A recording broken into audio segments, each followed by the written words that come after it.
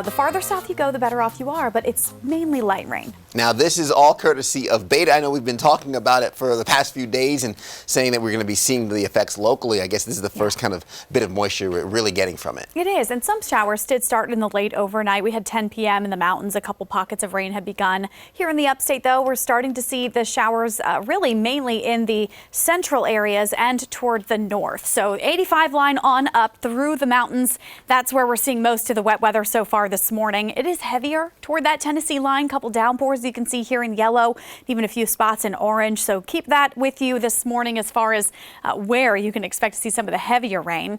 The good news, though, is that the day will not be a constant soaker. I do expect the clouds to linger. This is a look at 4 p.m. on Futurecast, and you'll notice that most of the rain is off to the north and west at that point, leaving us mostly dry for the mid to late afternoon.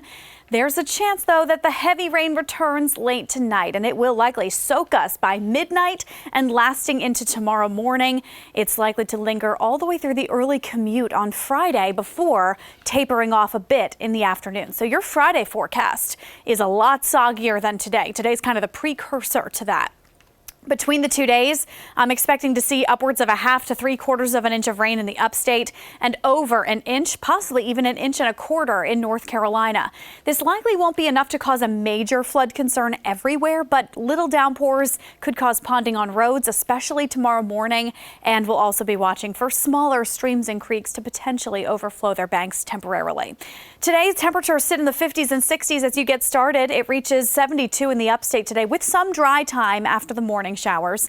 In the mountains, you'll have morning rain and then spotty afternoon showers with a high of 66 degrees. So it's not a perfect day.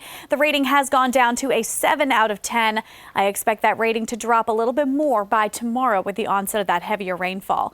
But the good news is that rain that we're seeing today and tomorrow will push to the east by the weekend. Your Saturday forecast looks a little bit sunnier, maybe a sprinkle in the afternoon, but mostly dry. Sunday looks very similar, mostly dry and a little bit warmer with very limited to almost no rain.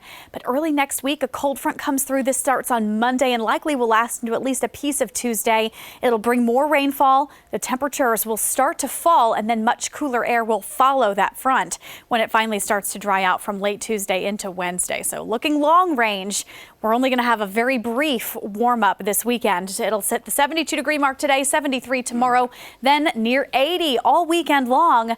They'll have plenty of sunshine, and then Monday's cold front will again drop temperatures back to that crisp fall air toward the middle of next week. Now to get your riding forecast, sponsored by Harley-Davidson of Greenville. If you do plan to ride this weekend, enjoy it. You have very limited rain chances, so you should be able to get out with no real problems, and you don't even have to layer up as temperatures warm up into the 70s and low 80s. In the mountains, upper 70s are expected both days, and while Saturday does have a brief shower, it looks completely dry by Sunday.